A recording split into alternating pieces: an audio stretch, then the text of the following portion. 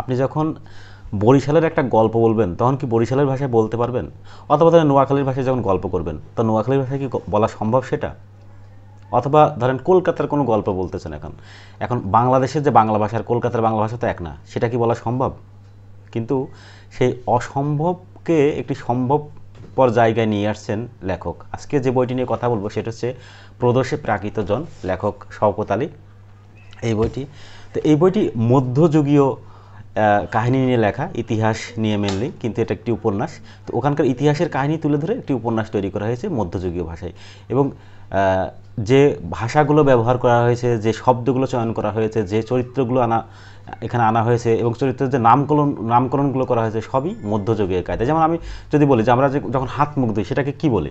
হাত মুখ ধোয়া, বাট ওনারা বলতেছে আচমন করা। হ্যাঁ, এই যে দরজা দেওয়া, দরজা খিল দেওয়া, এটাকে বলতেছে অর্গলবদ্ধ করা। কুকুর কুক্কুর বলতেছে, হ্যাঁ, মাছকে বলছে মৎস্য, হ্যাঁ, বালককে বলতেছে বৎস। এই টাইপের, মানে আমি তো ছোটো ছোটো কিছু বললাম, বাট এরকম চোখ কচলানো, এটাকে বলছে কচালিত করা। হ্যাঁ, এই টাইপের, মানে একদম মধ্যযুগীয় ভাষায় যেভাবে বলা হয়তো কথাগুলো সেভাবেই উনি বলেছেন এবং লেখাগুলোকে সেভাবে তুলে নিয়ে আসেন। আচ্ছা, যাক, এবার ছোটো করে একটু তার লেখক সম্পর্কে বলে তারপর আমি গল্পে ঢুকে যাই।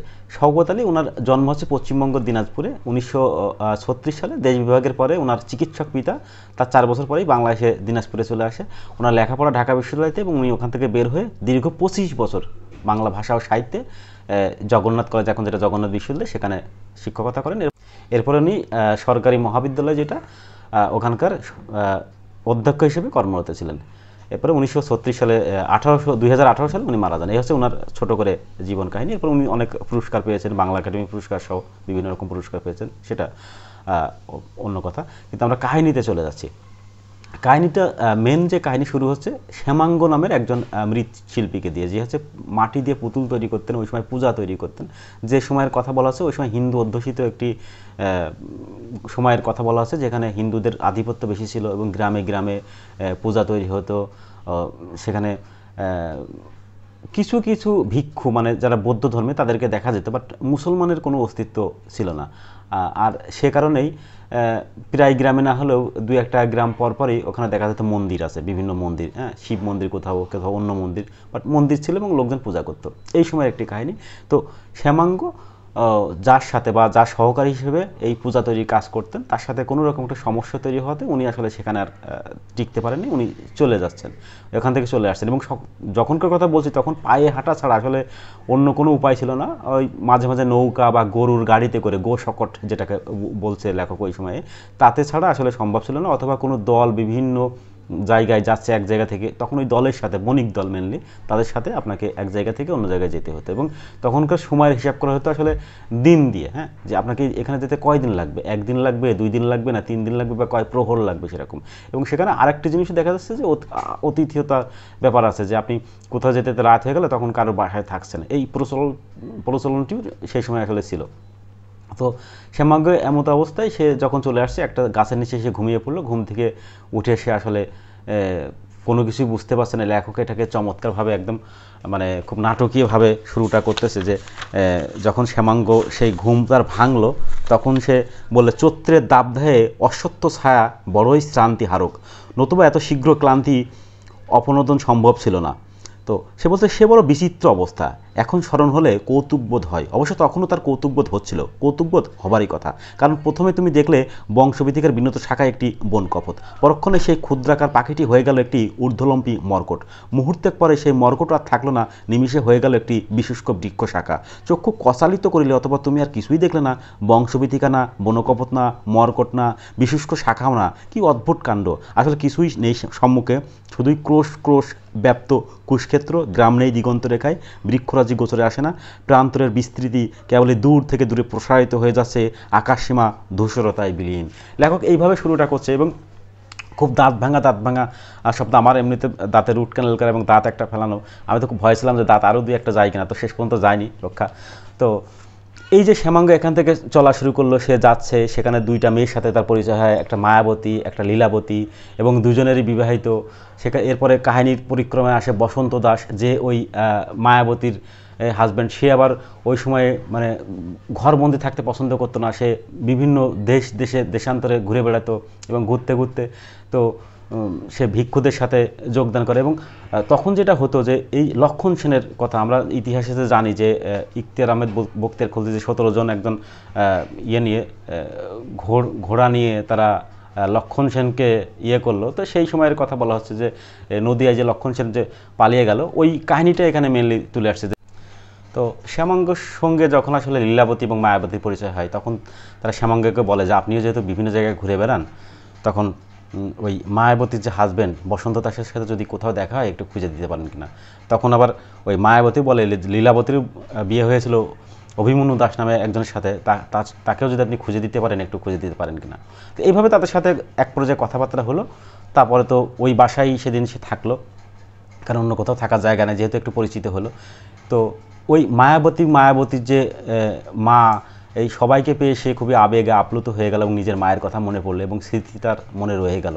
পাশাপাশি লীলাবতী তার সাথে এসে যে ছলচাতুরি করলো বা একটু দুষ্টুমি করলো, এটাও তার মনে রয়ে গেল। এরপরে সে ওখান থেকে যাতায়াত শুরু করলো, কিন্তু সে লীলাবতীকে আর ভুলতে পারে না। পরক্ষণে সে মায়াবতীর হাজব্যান্ডের খোঁজ করলো, কিন্তু শুনলো সে আসলে গ্রামের নয়, অন্য কোথাও চলে গেছে। এরপরে যেতে যেতে একটা পিপ্পলি হাট নামে একটা জায়গায় সে আশ্রয় নেয়।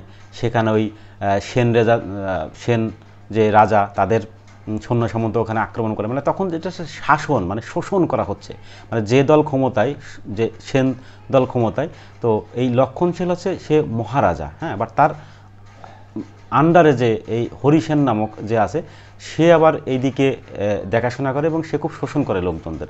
তো সে লক্ষণ সেন হয়তো সেটা জানে না। তো কোনো একটা হাটে গেল, হাটে গিয়ে ওখানে লুট করে নিয়ে চলে গেল, কোনো একটা পাড়ায় গেল, সুন্দরী রমণী দেখলে তুলে নিয়ে চলে যাচ্ছে, এই টাইপের। তো এই শোষণ থেকে বাঁচার কোনো উপায় নেই। তো এর মধ্যে যারা একটু চলাচল করতে মানুষের মধ্যে, যেমন এই বসন্ত দাসের কথা বললাম, শ্যামাঙ্গর কথা বললাম, এরা চিন্তা করলো এই থেকে উদ্ধার পাওয়ার কি উপায়। তখন তারা দেখলো যে এই ভিক্ষু নামে যে দলটা, বৌদ্ধরা, এরা তো আসলে মানুষজন উপকারী করতেছে, এদের সাথে যদি যোগাযোগ করা যায়। এর মধ্যে তারা সংবাদ পাচ্ছে জবন জাতি, জবন বলতে মুসলমানদের বোঝানো হচ্ছে যে এরা নাকি আস্তে আস্তে আগায় আসছে এবং এরা নাকি খুব ভালো, যদি এরা বাসে উদ্ধার করতো তাহলে হয়তো এদের শোষণ থেকে বাঁচা যেত। যে এই একটা আকাঙ্ক্ষা, এবং আকাঙ্ক্ষা থেকে একটা অপেক্ষা তৈরি হয় যে কবে তারা আসবে, এই করতে করতে, এবং এইভাবেই ঘটনাটা আগাতে থাকে। তারা অপেক্ষা করে।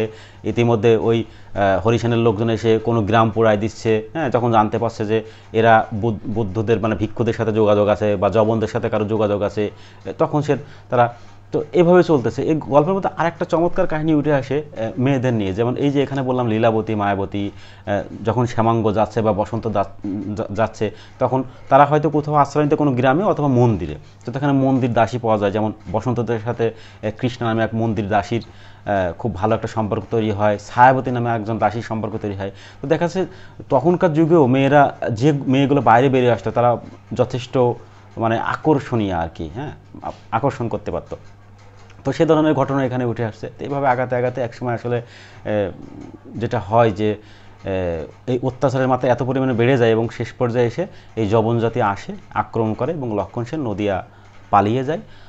তো পালিয়ে যাওয়ার পরে যেটা হয় যে তখন জবনরাই এটাকে ইয়ে করে, এবং এর মধ্যে অনেক কাহিনী ঘটে, যেটা আসলে শ্যামাঙ্গ এক পর্যায়ে এসে ওই আবার বসন্ত দাসের সংবাদে মায়াবতীকে দিতে আসে গ্রামে। যখন আসে তখন দেখা যায় গ্রাম ওই সেনের লোকজন, হরিসেনের লোকজন পোড়াই দিচ্ছে। তখন সে পালাতে যায় এবং পালানোর সময় দেখে লীলাবতী, সে লীলাবতীকে নিয়ে পালিয়ে যায়।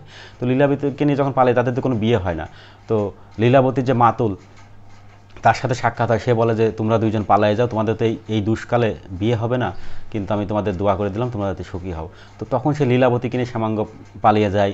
যেতে যেতে কোনো বাড়িতে, গৃহস্থ বাড়িতে ওঠে, সেখানে থাকে। পরবর্তী তারা যেহেতু স্বামী স্ত্রী না, ওইভাবে থাকে না। তো কোনোভাবে তাদের কথা যখন জানতে পারে, ভিতর থেকে, বাইরে থেকে কথা শুনে, ভিতরে তারা যেভাবে কথা বলছে, তখন তারা সন্দেহ করে। তখন সেখান থেকে পালিয়ে আর এক জায়গায় যায়।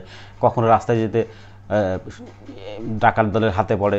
এভাবে এক পর্যায়ে লীলাবতী ওই জবনদের হাতে পড়ে, তাদের আশ্রয়ে যায় এবং তাদের যে আচার ব্যবহারে চমৎকার মুগ্ধ হয়ে যায়, এবং সে তখন ওই ইসলাম ধর্ম গ্রহণ করতেছে এবং শ্যামাঙ্গকেও সে এটা করতে বলে।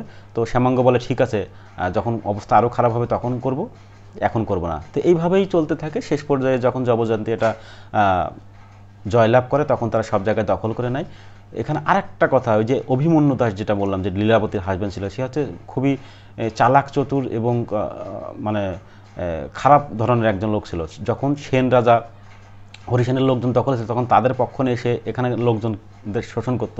যখন তারা পরাস্ত হয়ে এই যবন জাতি করলো, তখন তাদের আশ্রয় নিয়ে এসে তাদের দলে ভিড়ে গেল এবং সে এদেরকে ক্ষতি করা শুরু করলো। মানে এ হচ্ছে সুযোগ সন্ধানী একজন লোক। তো যখন এরা জয়যুক্ত হলো, তখন একটা জায়গায় এসে, একটা বিহারে এসে দুজন ভিক্ষু ছিল। তো সেই জায়গায় আবার তখন ওই ঘটনাক্রমে শ্যামাঙ্গও ছিল। তো ভিক্ষু দুজনকেও মারলো এবং শ্যামাঙ্গকেও ওখানে মেরে ফেললো। তো এইভাবে শ্যামাঙ্গ মারা গেল। তো গল্পটা আসলে এইভাবেই শেষ হয়ে গেল। যমন জাতি জয়লাভ করলো, ভিক্ষুদার ওখানে যারা মারা গেল, মেরে ফেললো, ওরাই শাসন করতে শুরু করলো।